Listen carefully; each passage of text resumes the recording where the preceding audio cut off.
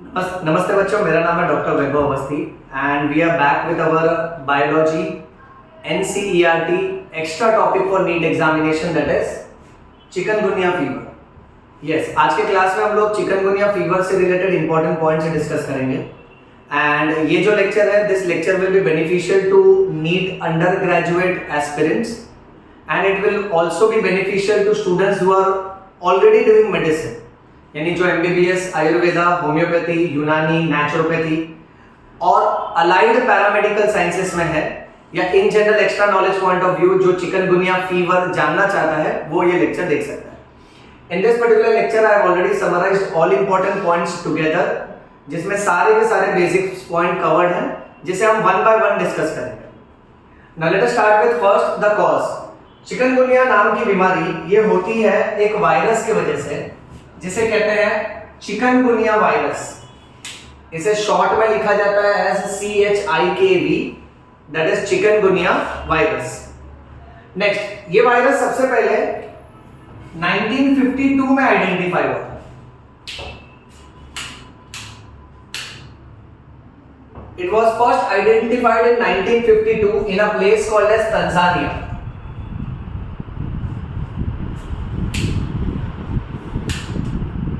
बच्चों, बात ऐसी है कि तंजानिया में 1952 में ये वायरस सबसे पहली बार डिटेक्ट हुआ था और वहां पे एक लैंग्वेज है जिसे कहते हैं कीमा-कोंडे language.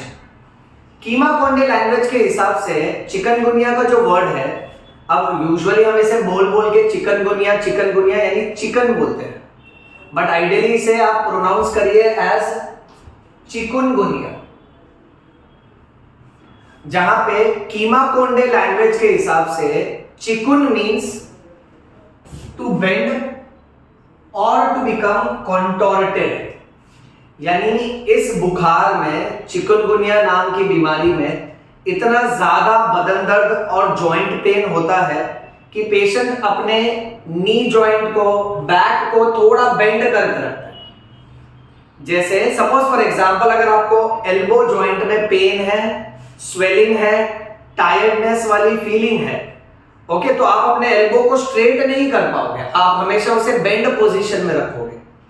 So multiple joint pain के इन्वॉल्वमेंट की वजह से पेशेंट अपने बॉडी के जॉइंट्स को बेंड करके रखता है।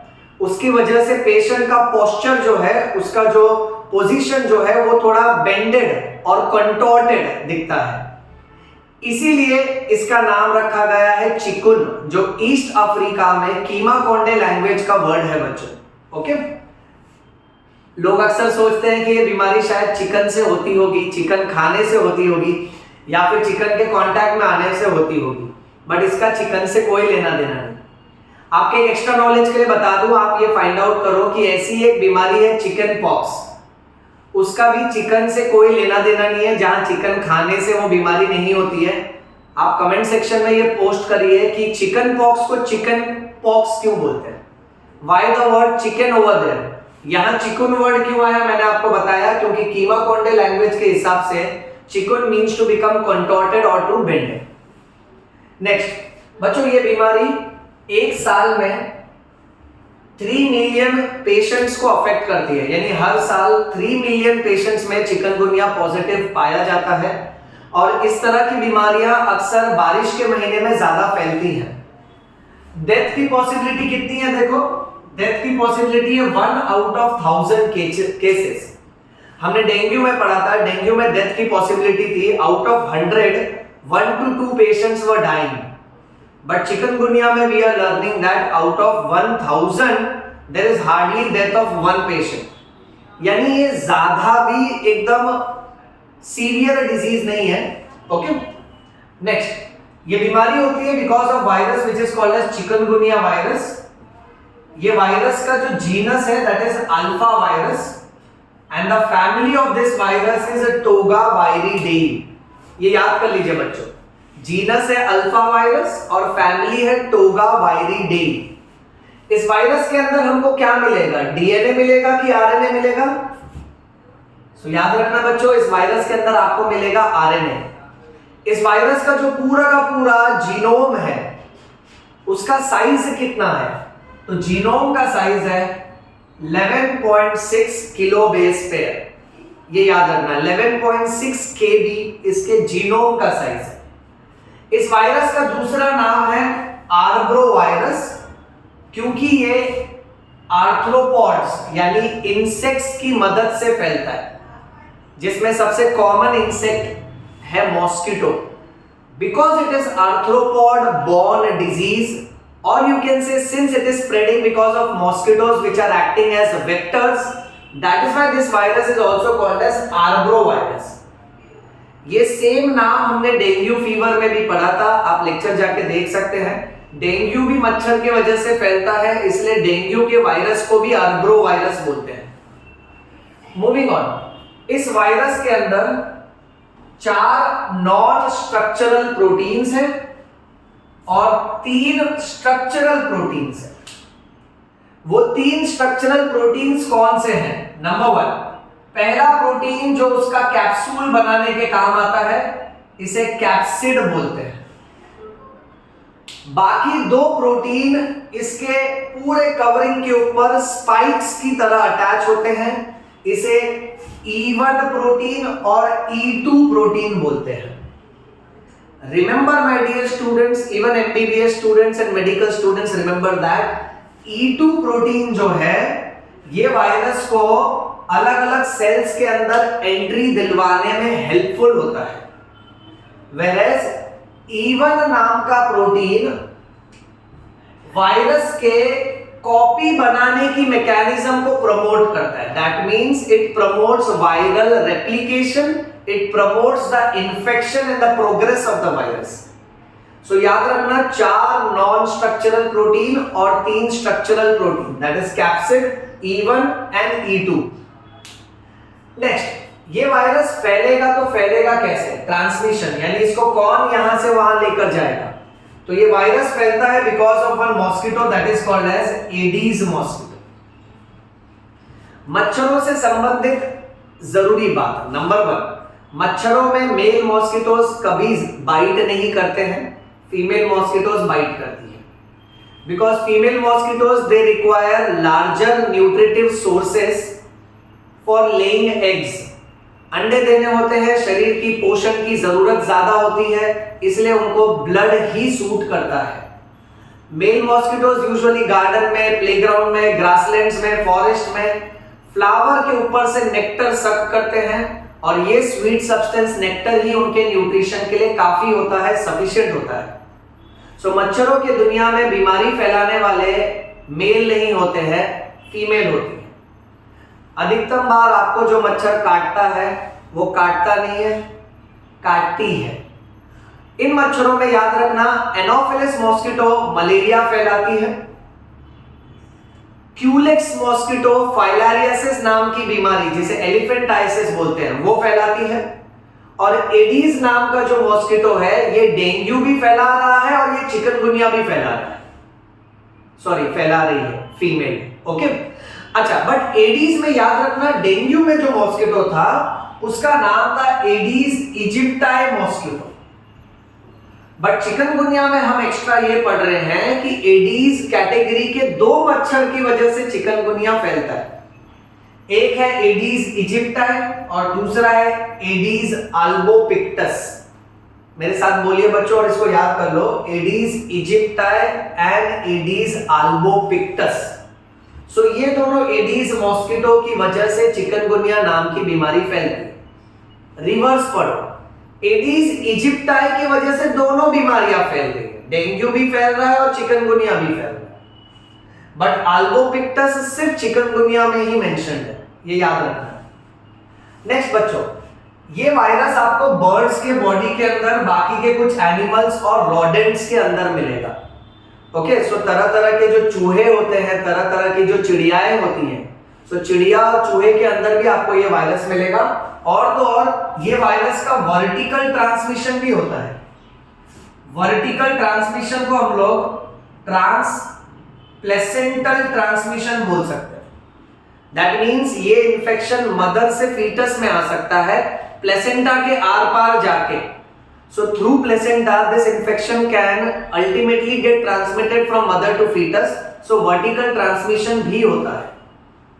नेक्स्ट, अगर इफ इन केस किसी को ऑलरेडी डायबिटीज मेलाइटस है, या अगर किसी को HIV एड्स है, या अगर किसी को हार्ट डिजीज, लीवर डिजीज या किडनी डिजीज है, और ऊपर से अगर उसे चिकनगुनिया हो गया, तो उस मामले में उसका केस बिगड़ सकता है। अभी एक नॉर्मल सा हेल्दी इंसान है, अगर उसे कोई डायबिटीज नहीं, कोई इंफेक्शन, HIV एड्स नहीं है, लीवर भी नॉर्मल, किडनी भी नॉर्मल, कोई हार्ट डिजीज नहीं, यानी उसका पास्ट मेडिकल हिस्ट्री एकदम क्लीन है, उसे और कोई बीमारी नहीं है, तो ऐसा पेशेंट को जब चिकनगुनिया होता है ये फटाफट रिकवर करता है। बट अगर ये डिजीज बैकग्राउंड में चल रही है तो चिकनगुनिया का पेशेंट थोड़ा सा सीवियर हो सकता है, उसके लक्षण, उसकी तकलीफ बढ़ सकती है। अदर देन दैट, छोटे छोटे बच्चे और बूढ़े लोग, चिकनगुनिया एक्सट्रीम्स ऑफ एज को ज्यादा अफेक्ट करता है। बच्चों में बहुत घातक असर दिखाता है और बूढ़ों में बहुत घातक असर दिखाता है। जो मिडिल एज ग्रुप के अडल्ट होते हैं उनमें इतना सीवियर इफेक्ट नहीं आता है। So these are the different risk age group and the risk diseases that can increase the progress of chikungunya. It can increase the severity of the symptoms of chikungunya. Moving on, next, signs and symptoms. जब भी किसी को chikungunya होता है तो 85% लोगों को उसके सिम्टम्स आते हैं, मतलब आते हैं, गारंटेड उनको सिम्टम्स आएंगे। So 85% of the cases of chikungunya are symptomatic. यानी 100 में से 15 ऐसे पेशेंट होंगे जिनको कोई सिम्टम नहीं आया, बट 85 पेशेंट ऐसे होंगे जिनको कोई ना कोई सिम्टम जरूर आएगा। अब ये सिम्टम्स को हम डिवाइड करते हैं 3 स्टेजेस में, acute phase, post acute phase and chronic phase. Acute phase में सबसे पहले, यानी अगर किसी को फीमेल एडीज इजिप्टाई या एडीज अल्बोपिक्टस मॉस्किटो अगर बाइट करती है, सो लगभग 12 दिन का समय जाता है, जिसे कहते हैं इंक्यूबेशन पीरियड। 7 से 12 दिन का इंक्यूबेशन पीरियड होता है, उसके बाद कंप्लेंट्स आना चालू हो जाता है। ऐसा नहीं कि मॉस्किटो ने आज बाइट किया तो तुरंत बुखार आ जाएगा, नहीं, 7 से 12 दिन लगते हैं, जिसे इंक्यूबेशन पीरियड बोलते हैं। Incubation period is the period between entry of microorganisms and development of symptoms. So अगर मच्छर ने आज मुझे काटा है तो वायरस का एंट्री आज हुआ है, बट 12 दिन के बाद मुझे तकलीफ होना चालू हो जाएगी, तो ये 12 दिन इंक्यूबेशन पीरियड हो जाएगा। सो 7 से 12 दिन का इसका इंक्यूबेशन पीरियड होता है। उसके बाद सबसे पहले पेशेंट को तेज बुखार आता है। So there is high fever, the temperature is 39 degree Celsius और 102 डिग्री फ़ारेनहाइट। इसके बाद पेशेंट को मसल्स में पेन होता है, जिसे मायालजिया बोलते हैं, और जॉइंट में पेन होता है, जिसे आर्थरालजिया बोलते हैं। Remember my dear students, myo means muscle, arthro means joint. So the patient will complain of myalgia and arthralgia, यानी उसके मसल्स में भी बहुत ज्यादा दर्द होगा और उसके जॉइंट्स में भी बहुत ज्यादा दर्द होगा। अक्सर ये बॉडी के मल्टीपल जॉइंट्स को अटैक करता है और ये सिमेट्रिक पेन देता है। सिमेट्रिक पेन यानी अगर यहाँ के एल्बो जॉइंट में मुझे दुख रहा है तो ये वाले एल्बो जॉइंट में भी मुझे दुखेगा। सो ये बायलैटरल सिमेट्री के हिसाब से पेन देता है। अगर ये वाला रिस्ट एरिया दुख रहा है तो दूसरा रिस्ट जॉइंट भी दुखेगा। सो मसल्स और जॉइंट्स का जो पेन है वो शरीर के दोनों तरफ आता है, ये याद रखना, और मल्टीपल जॉइंट्स को इन्वॉल्व करता है। इसमें बहुत ज्यादा सिरदर्द और बहुत ज्यादा कमर दर्द, पेशेंट के बैक में बहुत ज्यादा पेन होगा और बहुत ज्यादा सिरदर्द होता है। इसका सिरदर्द डेंगू की तरह ही है, जहां पेशेंट कहता है कि डॉक्टर ये जो मेरा आईबॉल है ना, ये आईबॉल के पीछे मुझे दर्द कर रहा है। इसे कहते हैं retro orbital pain, that is pain behind the eyes. So dengue and chikungunya has got this typical type of headache which is pain behind the eyes, आंखों के पीछे की तरफ उनको दर्द होता है। नेक्स्ट, बहुत से पेशेंट को इसमें उल्टी जैसा सेंसेशन होता है, दैट इज नॉशिया, और पेशेंट अल्टीमेटली बहुत ज्यादा थकावट, टायर्डनेस महसूस करता है, जिसे हम कहते हैं फटीग। आधे से ज्यादा हाफ केसेस में पेशेंट के स्किन के ऊपर रेड कलर का रैश आने लगता है, स्किन के ऊपर लाल लाल धब्बे पड़ने लगते हैं। और ये जब धब्बे पड़ते हैं तो कभी कभी ये छोटे छोटे एरिया को अटैक करते हैं, बट कभी कभी ऐसा होता है कि ये आपके 90% से ज्यादा स्किन को अटैक कर ले। So sometimes more than 90% of the skin is affected with the reddish red color rash all over the body. More than 90%, ये याद रखो। बहुत से पेशेंट को फोटो सेंसिटिविटी होने लगती है। चिकनगुनिया का वायरस जब आंखों के सिम्टम्स देता है ना, तो पेशेंट ये कहता है कि ये ट्यूबलाइट ये सब बंद कर दो, ये रोशनी मुझे तकलीफ दे रही है। सो इसे कहते हैं photo sensitivity. The patient becomes extremely sensitive to light. Light की तरफ देखने की वजह से आंखों में दर्द, आंखों से पानी आना, आंखों में रेडनेस होना, इन्फ्लेमेशन होना, ये इसके कॉमन सिम्टम्स है। कंजंक्टिवा पे जब सूजन आ जाती है, आइटिस यानी inflammation, this is called as conjunctivitis. Here the patient will experience redness of the eyes बेटा। और ये जो सारे अक्यूट फेज के सिम्टम्स हैं, ये एक हफ्ते तक चलते हैं। यानी याद रखना, आपको अगर एडीज मॉस्किटो ने काटा 7 से 12 दिन तक तो कुछ नहीं होगा, क्योंकि वो इंक्यूबेशन पीरियड है। तब तक वो वायरस आपके बॉडी में घुसेगा और कैसे वो मैकेनिज्म सेट करेगा वो हम डिस्कस करेंगे। बट 7 से 12 दिन के बाद आपको सिम्टम्स आना चालू हो जाएंगे। ये सारे के सारे सिम्टम्स अगर आते हैं तो एक हफ्ते तक ये सिम्टम रहेगा आपके बॉडी में। एक हफ्ते तक आपको तेज बुखार, बदन दर्द, जोड़ों में दर्द, सिर दर्द, कमर दर्द, आपके रेडिश अपीयरेंसेस होने लगेंगे, स्किन के ऊपर रैश आने लगेगा, आंखों में सेंसिटिविटी होने लगेगी, आंख लाल हो जाएगी। तो एक हफ्ते तक ये आते जाते रहेंगे सब सिम्टम्स। फिर उसके बाद पेशेंट जाता है पोस्ट अक्यूट फेज में, जहां पे ये सारे सिम्टम्स 3 हफ्ते से लेके 3 महीने तक रहते हैं। और ज्यादातर जॉइंट पेन का सिम्टम बहुत लंबे समय तक चलता है। जैसे 3 महीने हो गए उसके बाद पेशेंट जाता है क्रॉनिक फेज में, where symptoms are lasting longer than 3 months। यानी मेरे प्यारे बच्चों, आप लोग ये सोचो कि अगर किसी को एक बार चिकनगुनिया हुआ, मच्छर ने काटा, उसको बुखार आ गया, अब बुखार आने के 6 महीने बाद, 1 साल बाद भी उसको जॉइंट्स में पेन होगा, इतना बेकार होता है। कई बार पेशेंट आते हैं डॉक्टर के पास, ये बोलते हैं सर मुझे जॉइंट्स में दुख रहा है। डॉक्टर जब उसका डिटेल में एग्जामिनेशन करते हैं तो उसको बताते हैं तुम्हारे जांच के बाद, रिपोर्ट करने के बाद ये पता चला है कि आपको 8 महीने पहले जो बुखार आया था वो चिकनगुनिया की वजह से था और उसकी वजह से ही अभी भी आपको दुख रहा है। इसे कहते हैं क्रॉनिक फेज। सिम्टम्स जो है ना 3 महीने के बाद भी चलते हैं और सालों साल तक चलते हैं, खास करके वो सिम्टम्स जहां पे बॉडी पेन इन्वॉल्व है। सोचो ना, पेशेंट का बॉडी पेन, पेशेंट के मसल्स की थकावट, मसल्स की अकड़न, स्टिफनेस इतनी ज्यादा हो जाती है कि पेशेंट अपने बॉडी पार्ट्स को नहीं मूव कर पाता है। जैसे अगर आप सुबह गलत पोजीशन में सो के उठते हो तो गर्दन अकड़ जाती है। अब गर्दन अकड़ गई तो आप इस तरफ देख पा रहे हो, बट यहां अगर आपको देखना है तो आप पूरा बॉडी ऐसे टर्न करते हो, तो कभी कभी नेक स्टिफनेस हो जाता है, फिर आपको दवाई लेनी पड़ती है। तो ये तो चलो सोने की वजह से हो जाता है, आप गलत पोजीशन में सो गए, बट सोचो चिकनगुनिया में वायरस की वजह से तरह तरह के मसल्स में स्टिफनेस आने लगती है, मसल्स के कॉन्ट्रैक्शन में पेन होने लगता है। तो जब भी आप बॉडी पार्ट को मूव करोगे, आपके बॉडी पार्ट पूरी तरह से मूवमेंट नहीं दिखाते हैं। So you will have to bend your body. जैसे अगर आपको फ्रैक्चर हुआ तो आप अपने एल्बो को पूरा खोल नहीं पाओगे, आप उसे बेंड पोजीशन में ही रखोगे। सो इसलिए इसका नाम पड़ा चिकुनगुनिया, क्योंकि कीमा कोंडे वर्ड्स के हिसाब से, ईस्ट अफ्रीका की लैंग्वेज के हिसाब से चिकुन मीन्स टू बेंड। ये इस बीमारी का सबसे मेन सिम्टम है।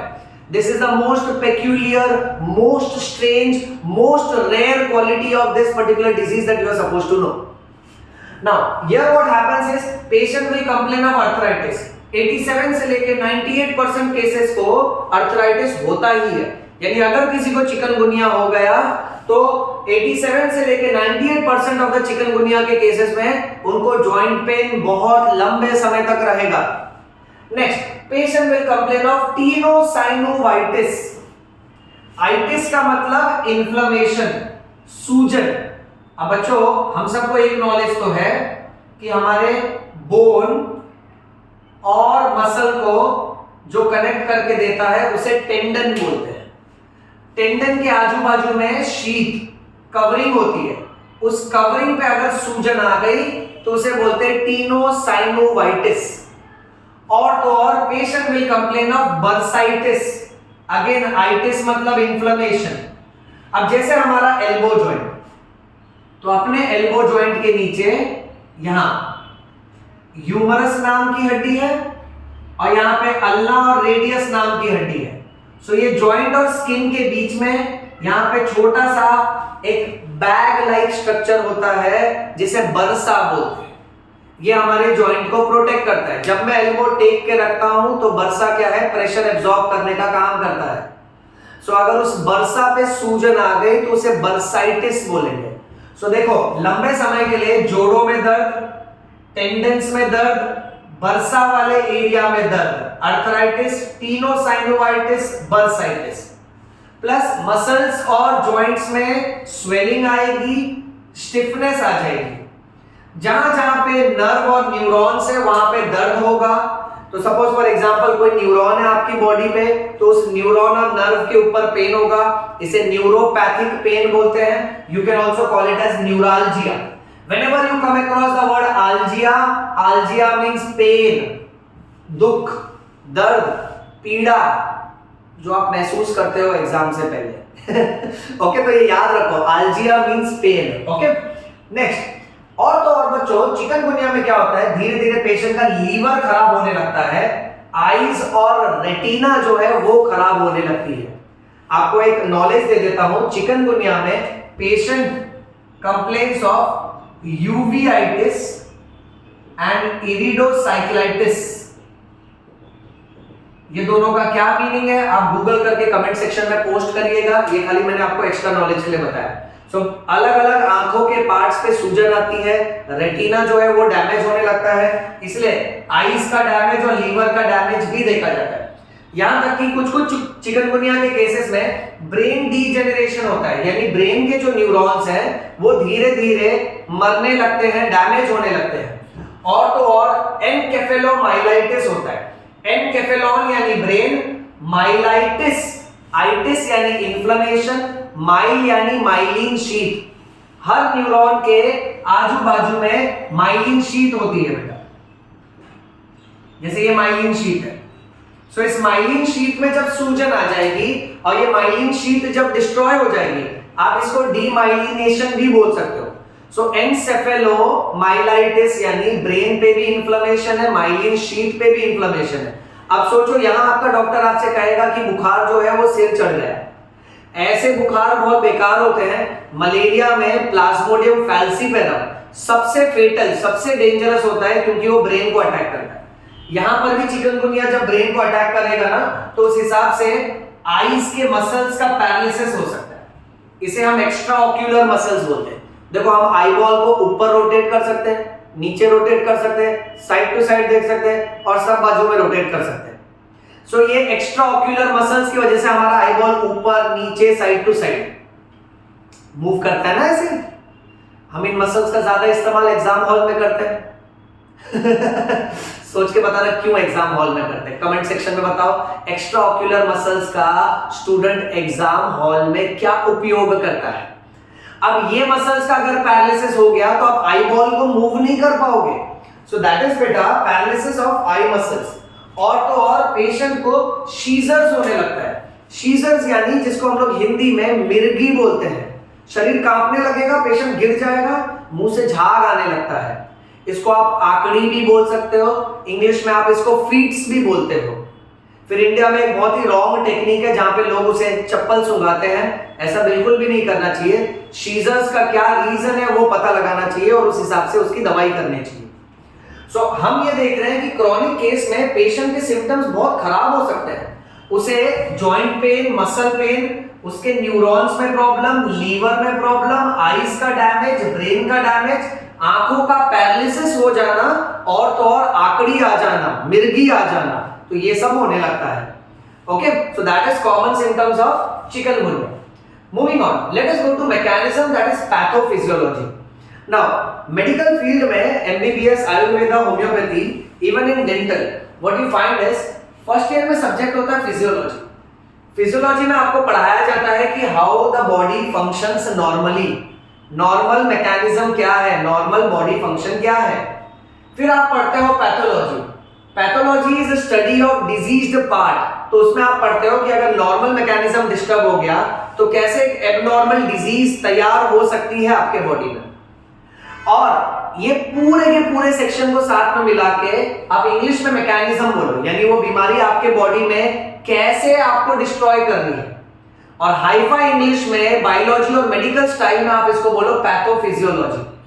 पैथोफिजियोलॉजी में पहली बात ये देखिए कि जब भी एक इन्फेक्टेड एडीज इजिप्टाई और एडीज अल्बोपिक्टस, जब ये मॉस्किटो आपको बाइट करती है तो आपके बॉडी में ढेर सारे वायरस एंट्री मार लेते हैं, क्योंकि ये मॉस्किटो के अंदर ही वायरस होता है। अब ये वायरस आपके एपिथेलियल सेल्स को अटैक करेंगे, एंडोथेलियल सेल्स को अटैक करेंगे, फाइब्रोब्लास्ट को अटैक करेंगे, मैक्रोफेजेस को अटैक करते हैं और स्केलेटल मसल्स में मायोफाइब्रिल्स और प्रोजेनाइटर सेल्स होते हैं, यानी मसल्स के कुछ सेल्स हैं उनको अटैक करते हैं। ये बाय हार्ट कर लो कि ये कौन से सेल्स को अटैक कर रहे हैं, जिसमें से ये बाय हार्ट कर लो कि ये ज्यादातर फाइब्रोब्लास्ट नाम के सेल्स को अटैक करते हैं।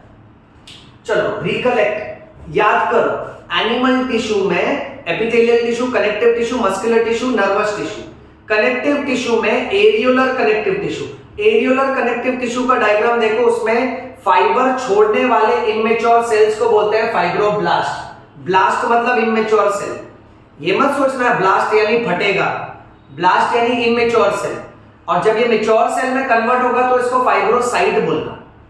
इसी कॉन्टेक्स्ट में मुझे बताओ, अगर मैं आपको एरिथ्रोब्लास्ट बोलता हूं या एरिथ्रोसाइट बोलता हूं तो एरिथ्रोब्लास्ट का क्या मीनिंग है और एरिथ्रोसाइट का क्या मीनिंग है? कमेंट सेक्शन में पोस्ट करके बताइए, so that I will come to know that you are well connected to this lecture. Fibroblast क्या करते हैं? व्हाइट फाइबर्स और येलो फाइबर्स रिलीज करते हैं, जिसे हम लोग कोलेजन फाइबर्स और इलास्टिक फाइबर्स बोलते हैं।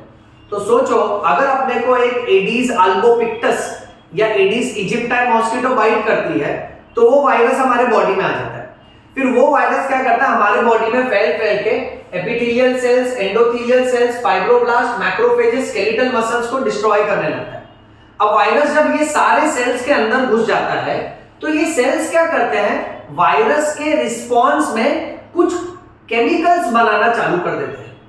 अब ये केमिकल्स कैसा है ना कि आपने इनके बारे में थोड़ा कम सुना होगा, डेफिनेटली जो मेडिकल स्टूडेंट्स देख रहे हैं उन्होंने इन केमिकल्स के बारे में पढ़ा होगा अपने एकेडमिक्स में। अब इनमें से केमिकल है type 1 interferon, that is interferon alpha and interferon beta. Next there is a chemical called as interleukin 6, then there is a chemical called as cytokine, also called as chemokines। Interferon वो chemical रहता है जहां पे एक virus से infected cell, यानी एक cell के अंदर अगर वायरस आ गया है, सो वायरस इन्फेक्टेड सेल वो केमिकल इंटरफेरॉन छोड़ता है जो बाकी के नॉन इन्फेक्टेड सेल्स को वायरस से प्रोटेक्ट करने की कोशिश करता है। Whereas बाकी ये जो केमिकल्स आप सुन रहे हो IL-6 यानी इंटरल्यूकिन 6, ये सब के सब साइटोकाइंस और कीमोकाइंस होते हैं। यानी आप ऐसा मान लीजिए कि अगर किसी भी सेल में कोई वायरस या बैक्टीरिया घुस जाता है तो ऐसे केमिकल्स निकलते हैं। इनको आप इन्फ्लेमेटरी मीडिएटर्स भी बोल सकते हो। यानी ये केमिकल अगर एक बार रिलीज हुए ना तो इसके पीछे इन्फ्लेमेशन के 4 सिम्टम्स डेवलप हो जाते हैं। 4 warning signs of inflammation will succeed after the release of these chemicals. यानी जहां जहां ये केमिकल रिलीज हुए वहां पे रेडनेस, वहां पे स्वेलिंग, वहां पे पेन, वहां पे हीट, ये 4 साइंस आप देखोगे, फिर उस एरिया में सूजन आ जाएगी। अब सोचो ये सारे एरिया में जब सूजन आने लगती है तो सूजन क्यों आ रही है? क्योंकि वायरस की वजह से होस्ट ने रिस्पॉन्ड ऐसा किया कि उसने केमिकल छोड़ना चालू किया और ये केमिकल की वजह से फिर सूजन आएगी। अब जब सूजन आएगी तो आपको होगा फिर अर्थराइटिस, टीनोसाइनोवाइटिस, बर्साइटिस, मसल में स्टिफनेस, नसों में दर्द, neuralgia that is pain in the neurons, brain damage, liver damage, skin पे रेडिश कलर का रैश आएगा। तो ये सब क्यों हो रहा है? क्योंकि इन्फ्लेमेशन वाले केमिकल्स आपके बॉडी में रिलीज हुए, होस्ट सेल ने, हमने रिस्पॉन्ड किया उस वायरस के एंट्री को। अब अपने को ये पता लगाना है कि किसी को चिकनगुनिया है कि नहीं, कंफर्म करना है। यानी डॉक्टर क्या क्या टेस्ट करवाएगा। So let us read about diagnosis. Diagnosis means to detect. ये बीमारी को हम डिटेक्ट कैसे करें? तो सबसे पहला टेस्ट है सीबीसी, जहां पे आपके वेन में से ब्लड कलेक्ट किया जाता है। इस टेस्ट को बोलते हैं कंप्लीट ब्लड काउंट। और डॉक्टर जब आपका सीबीसी करवाएगा ना, तो उसमें आपके लिम्फोसाइट्स का जो काउंट है वो नॉर्मल से कम आएगा। ये याद रखना, लिम्फोसाइट काउंट आपका नॉर्मल से कम आता है, दैट इंडिकेट्स वायरेमिया। वायरेमिया यानी आपके ब्लड में ढेर सारे वायरस घूम रहे हैं, आपको वायरस का इंफेक्शन हुआ है। नेक्स्ट, इसके साथ साथ में आपका ट्रीटिंग डॉक्टर करवाएगा आरटीपीसीआर। इसका फुल फॉर्म है reverse transcriptase polymerase chain reaction. Step by step short में समझा देता हूं, थोड़े टॉपिक्स का रिकैप और ब्रशअप भी करवा देता हूं। अब बच्चों, रिवर्स ट्रांसक्रिप्टेज, आप सबको मालूम है कि डीएनए जो है वो आरएनए को बनाता है। इस प्रोसेस को बोलते हैं ट्रांसक्रिप्शन। क्या बोलते हैं? ट्रांसक्रिप्शन। डीएनए आरएनए को बनाता है। बट अगर मैं आरएनए की मदद से डीएनए बनाऊं तो इस प्रोसेस को मैं बोलूंगा रिवर्स ट्रांसक्रिप्शन। और फिर मैं करूंगा पीसीआर, पॉलीमरेज चेन रिएक्शन। या आपने बायोटेक्नोलॉजी के फील्ड में पढ़ा होगा कि एक डीएनए का जब हम पीसीआर करते हैं तो वो डीएनए के मल्टीपल कॉपीज बन जाते हैं। फिर बहुत सारे कॉपीज बनाने के बाद उसके जीनोम को इस वायरस के जीनोम से मैच किया जाता है। यानी एक ऐसी बात हो गई, सपोज फॉर एग्जांपल मुझे आपका एक बारकोड मिल जाता है। जैसे शॉपिंग मॉल में आप हर प्रोडक्ट के ऊपर, बिस्किट के ऊपर और मान लो सपोज कपड़ों के ऊपर आप ऐसा कोड देखते हो जिसको स्कैन करता है। जब कैश काउंटर पे स्कैन करता है तो अपने आप पता चलता है कि इसका 500 रुपया हुआ, इसका 20 रुपया हुआ। सो मान लो अगर मुझे एक बारकोड मिल गया तो मैं क्या करूंगा, बारकोड का पहले मल्टीपल कॉपी बनाऊंगा, that is PCR, polymerase chain reaction. फिर हर कॉपी को मैच करूंगा कि क्या ये बिस्किट के बारकोड से मैच हो रहा है, कि ये किसी अनाज के बारकोड से मैच हो रहा है, कि ये जूतों से, कपड़ों से, किस से मैच हो रहा है। और जहां मुझे पता चल गया हाँ ये तो बिस्किट से मैच हो रहा है, यानी ये बारकोड बिस्किट पे लगना चाहिए। उसी तरह से जब मैं पूरा का पूरा जीनोम मैच करूंगा कि भाई ये डेंगू की तरह है, कि ये पूरा का पूरा सीक्वेंस चिकनगुनिया की तरह है, और जब पता चलता है चिकनगुनिया के सीक्वेंस से मैच हो रहा है, तब डॉक्टर आपको रिपोर्ट में बताता है कि आपका टेस्ट ये इंडिकेट करता है कि आपको चिकनगुनिया है। That is RTPCR. आरटीपीसीआर आपको वायरल लोड भी बताता है कि आपके बॉडी में ज्यादा वायरस है कि कम वायरस है। बट ये याद रखो, ये रिपोर्ट को आने के लिए 1 से 2 दिन लगते हैं। यानी अगर आज आप रिपोर्ट करवाओगे ना तो 1 से 2 दिन के बाद ही आपको ये रिपोर्ट मिलेगी। ओके, अगले टेस्ट का नाम है एलाइजा टेस्ट। एलाइजा टेस्ट का फुल फॉर्म है एंजाइम लिंक्ड इम्यूनोसॉर्बेंट एसे। एंजाइम लिंक्ड इम्यूनोसॉर्बेंट एसे, ये टेक्निक की मदद से हम लोग चिकनगुनिया वायरस के खिलाफ IgM, immunoglobulin mu, physics letter पता है म्यू, हम ऐसे लिखते हैं बेटा। हाँ, तो ये जो आईजी है इम्यूनोग्लोब्युलिन, ये 5 टाइप के होते हैं। इसको आप शॉर्टकट में बोला करो the game. IG, delta, gamma, alpha, mu, epsilon. So IgM कैसा है ना, ये अक्यूट केसेस में बनते हैं हमारे बॉडी में, और आईजीजी जो है ये क्रॉनिक केसेस में बढ़ते हैं। तो एलाइजा टेस्ट में डॉक्टर क्या सेंस करता है, डॉक्टर ये देखता है कि आपके ब्लड के अंदर चिकनगुनिया के खिलाफ एंटीबॉडी आईजीएम बना है कि नहीं, और अगर वो आईजीएम उसको दिख गया आपके ब्लड में तो समझ जाता है कि आपको चिकनगुनिया। तो देखो बच्चों, अब चोरी हुई है कि नहीं 2 तरीके से पता चलता है। अगर आप क्राइम सीन पे गए और आपको वहां चोर दिखा तो आपको समझता है वहां चोरी हो रही है। बट अगर आप लेट पहुंचे, चोर भाग गया, बट पुलिस अब उस एरिया में पूरी पूछताछ कर रही है, तो पुलिस को देख के भी आपको पता चलता है चोरी हो गई। उसी प्रकार अगर इफ इन केस, या तो अगर हम लोग डायरेक्ट वायरस को ही ब्लड में ढूंढ लें, वायरस आइसोलेशन नाम का एक रिपोर्ट होता है, या तो आरटीपीसीआर करके वायरस के जीन्स को एम्पलीफाई कर दे। यानी आपने डायरेक्ट चोर को ही देख लिया, या तो चोर के कपड़ों को देख लिया, या तो उसके हथियार को देख लिया। एलाइजा टेस्ट में अब चोर नहीं है, पुलिस यानी एंटीबॉडी। सो उस चिकनगुनिया वायरस के खिलाफ हमने जो आईजीएम बनाया है ब्लड में वो डिटेक्ट होता है बच्चों। याद रखना, बहुत इंपॉर्टेंट है, बहुत कमाल का है बेटा। नेक्स्ट, बट एलाइजा टेस्ट का रिपोर्ट आने के लिए 2 से 3 दिन लगते हैं, और एलाइजा टेस्ट आप तुरंत नहीं करा सकते हो। इन्फेक्शन के 5वें दिन से आप ये टेस्ट करवा सकते हो। यानी अगर मान लेते हैं मुझे आज ही बुखार आया है, ओके, या मान लेते हैं सपोज फॉर एग्जांपल इन्फेक्शन होके 2-3 दिन हुआ है, तो ये टेस्ट नहीं कराओगे, क्योंकि शुरुआत के 2-3 दिन तो आपको वायरस ही ज्यादा दिखेगा। जैसे ही 5 दिन या 5 दिन के ऊपर हो जाता है तो हमारा बॉडी भी उनसे लड़ता है, तब वायरस या वायरस का कंटेंट इतना ज्यादा नहीं मिलता है, ज्यादातर आपको एंटीबॉडी दिखता है सर्कुलेशन में। नेक्स्ट, एक और रिपोर्ट है, ब्लड रिपोर्ट है। इस ब्लड टेस्ट को बोलते हैं CRP, that is C reactive proteins. इसका है ना रिपोर्ट में ना बाजू में नॉर्मल वैल्यू भी आता है। आप कमेंट सेक्शन में पोस्ट करो एक्स्ट्रा नॉलेज के लिए कि सी रिएक्टिव प्रोटीन का नॉर्मल वैल्यू कितना होना चाहिए। ओके, अब ये नॉर्मल वैल्यू से ज्यादा आ जाता है तो हम लोग बोलते हैं CRP has increased. So elevated CRP is actually acute phase reactant. आप इसके बारे में एक्स्ट्रा नॉलेज अलग से रीड कर सकते हो, और प्रोबेबली किसी दिन टाइम रहा तो मैं और एक्स्ट्रा वीडियोस बनाऊंगा। बट बच्चों फिलहाल के लिए ये याद रखो, बॉडी में जब भी अलग अलग पार्ट्स में कोई इंफेक्शन या इन्फ्लेमेशन होता है तो ऐसे केमिकल्स बढ़ते हैं। तो ये केमिकल का बढ़ जाना, सीआरपी का बढ़ जाना, लिम्फोसाइट्स का कम हो जाना, ये दोनों इंडिकेट करता है कि आपके बॉडी में वायरस का एंट्री हो चुका है और आपके बॉडी के अलग अलग पार्ट्स में सूजन, इन्फ्लेमेशन का प्रोसेस स्टार्ट हो गया। फिर आरटी-पीसीआर करके अगर मैंने वायरस के जीन्स को ही डिटेक्ट कर लिया, या तो मैंने एलाइजा टेस्ट करके वायरस के खिलाफ जो एंटीबॉडी बन रहे हैं आईजीएम उसे ही डिटेक्ट कर लिया, तो इससे भी पता लगाया जा सकता है। बट एक बात याद रखो, सबसे बेस्ट डायग्नोस्टिक मेथड है वायरस आइसोलेशन। ब्लड में वायरस को देखो, उसको आइसोलेट करके बताओ ये देखो मैंने बाहर निकाल लिया, ये इसके बॉडी में था और ये चिकनगुनिया का ही वायरस है।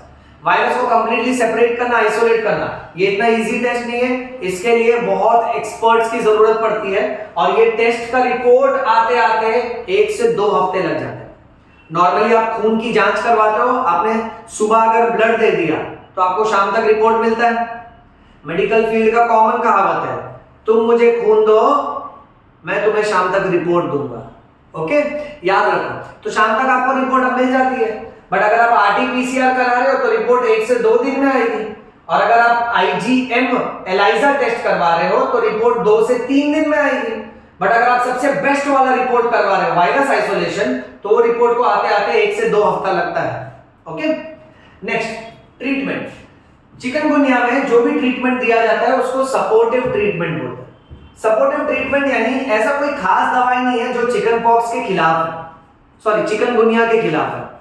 चिकनगुनिया में जो भी ट्रीटमेंट दिया जाता है सपोर्टिव। सपोर्टिव यानी कैसा, पेशेंट को बुखार आया, चलो बुखार की दवाई दे दो, पैरासीटामोल। पैरासीटामोल का दूसरा नाम है एसिटामाइनोफेन, याद रखो। नेक्स्ट, मान लेते हैं सपोज पेशेंट को बदन दर्द हो रहा है, जैसा कि हमने यहां देखा, तो there is a category of medicine which is called as NSAIDs, non steroidal anti inflammatory drugs. सुना? चलो मैं वापस नहीं बोलूंगा, अब ट्राई करो कमेंट सेक्शन में इसका फुल फॉर्म लिखने का। मैंने कहा नॉन स्टेरॉइडल, आगे आप देख लो। ओके, अच्छा ये दवाइयां जो होती है ना, ये सूजन के खिलाफ होती हैं, इन्फ्लेमेशन के खिलाफ होती हैं। So you get anti inflammatory action and you get pain killer action. तो यहां कैसे ट्रीटमेंट, देखो ऐसा कोई दवाई नहीं है जो चिकनगुनिया के वायरस को मार देगा। ज्यादातर पेशेंट खुद ही इम्यूनिटी के हिसाब से ठीक हो जाते हैं, बट अगर तकलीफ ज्यादा है तो जैसी तकलीफ वैसी दवाई। बुखार आ रहा है तो पैरासीटामोल, दैट इज एसिटामाइनोफेन। इन्फ्लेमेशन है तो NSAIDs, non steroidal anti inflammatory drugs, which is acting as anti-inflammatory medicines also and they are acting as painkiller also। और प्लस बॉडी में ज्यादा से ज्यादा फ्लूइड्स जाने दो, दाल का पानी, मूंग का पानी, Electral powder, ORS powder, Glucon D powder, और अगर पेशेंट एडमिट है तो तरह तरह के इंट्रावीनस फ्लूइड्स, ग्लूकोज, सलाइन, ये सारे फ्लूइड्स इसके बॉडी में जाने चाहिए। ओके, नेक्स्ट, पेशेंट को कभी एस्पिरिन नाम की टैबलेट नहीं लेनी चाहिए। क्योंकि एस्पिरिन कैसा है ना, ये एंटी प्लेटलेट ड्रग है, ये आपके प्लेटलेट्स के खिलाफ काम करता है, तो ये आपके खून को जमने नहीं देगा, तो इसमें एक रिस्क रहता है ब्लीडिंग का। यानी अगर चिकनगुनिया के टाइम पे आपने एस्पिरिन नाम की दवाई ली तो आपको बॉडी पार्ट्स में से कहीं से भी ब्लीडिंग चालू हो सकती है, तो एस्पिरिन टैबलेट नहीं लेना है, ये याद रखना। कॉमनली आप जब डिस्प्रिन का एडवर्टाइजमेंट देखते हो, डिस्प्रिन के अंदर एस्पिरिन नाम का केमिकल होता है। ओके, तो ये बहुत इंपॉर्टेंट इंफॉर्मेशन। मेडिकल रिसोर्सेज अच्छा है, हमको ये सारे नॉलेज से ब्लेस करते हैं। प्लस बहुत सारी एंटीवायरल दवाइयां भी आती हैं जो वायरस के खिलाफ होती हैं या वायरस के मैकेनिज्म को स्लो डाउन कर देती है। क्लोरोक्वीन नाम की दवाई आपने कोरोना में भी सुना होगा, HCQ, हाइड्रोक्सी क्लोरोक्वीन।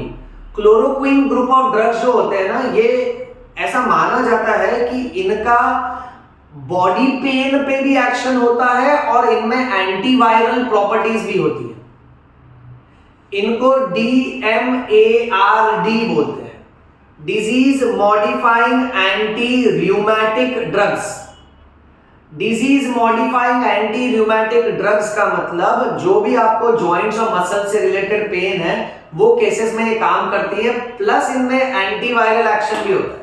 इसलिए कोविड के टाइम बहुत से डॉक्टर्स ये प्रिस्क्राइब कर रहे थे, बट अगेन उसमें भी कॉन्फ्लिक्ट थी। बहुत से लोगों ने कहा कि कुछ कुछ केसेस में ये नहीं देना चाहिए जहां पे ऑलरेडी हार्ट का, रिदम का ऑलरेडी बैड इफेक्ट्स चल रहा है अगर बॉडी में। Okay, so the use of chloroquine is still under debate and it is still arguable, but supportive treatment में simple medicine से patient निकल आता है। ये समझा बच्चों? चलिए अभी आप लोग इसका स्क्रीनशॉट ले लीजिए और आप लोग इसका अच्छे से नोट्स प्रिपेयर करो, चाहे आप किसी भी एग्जामिनेशन में अपीयर करो, चाहे वो मेडिकल यूनिवर्सिटी की एग्जामिनेशन हो या वो नीट एंट्रेंस एग्जामिनेशन हो। यहां पर चिकनगुनिया के सारे बेसिक्स और एडवांस पॉइंट्स हमने कवर किए हैं एंड आई होप ये लेक्चर आपको बेनिफिशियल रहा है। कमेंट सेक्शन में करके जरूर बताना, क्योंकि ये लेक्चर के पीछे हम जो मेहनत कर रहे हैं ये आपको किस हद तक बेनिफिशियल रहा है, कमेंट सेक्शन में जरूर बताना। और अगर आपको बेनिफिशियल नहीं लग रहा है तो आप इग्नोर कर सकते हैं, पूरी दुनिया ही इग्नोर कर रही है। ओके, सो मन लगा के पढ़ते रहिए, जहां तक मुझसे हो सकेगा I will keep working hard for you. Read bio, bleed bio, yo yo bio. जय हिंद।